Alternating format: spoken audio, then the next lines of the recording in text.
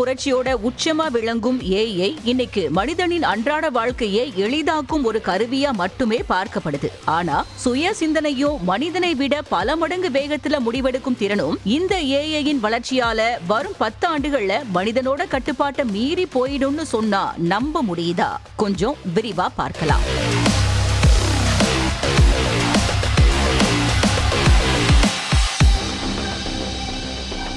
AI தொழில்நுட்பத்தோட வேகமான வளர்ச்சி பத்தி தொழிலதிபர் எலான் மஸ்க் தன்னோட கருத்துக்களை சொல்லியிருக்கிறாரு. அவர் என்ன சொல்லியிருக்கிறார்னா, இன்னும் 10 வருஷத்துல ஏஐ கிட்ட மனிதர்கள் தங்களோட முழுமையான கட்டுப்பாட்டை இழக்கும் நிலை உருவாகலாம் அப்படின்னு சொல்லியிருக்கிறாரு. 2036ஆம் ஆண்டுக்குள்ள ரோபோக்கள் மற்றும் ஏஐ டெக்னாலஜி உலகை வழிநடத்தும் நிலைக்கு உயரணும். ஏஐயால் மனித குலம் முற்றிலுமா அழிய 10-20% வர வாய்ப்புகள் இருக்குதுன்னு பாட்காஸ்ட் நிகழ்ச்சியில பேசியிருக்கிறாரு. அது மட்டும் இல்லாம நெக்ஸ்ட் 5 இயர்ஸ்ல ஒட்டுமொத்த மனித குலத்தோட அறிவை விட ஏஐ மிகவும் புத்திசாலித்தனமா மாறிடணும். ஏஐயால செய்ய முடியாத வேலைன்னு இந்த உலகத்துல எதுவுமே இருக்காதுன்னு எலான் மஸ்க் கணிச்சிருக்கிறாரு.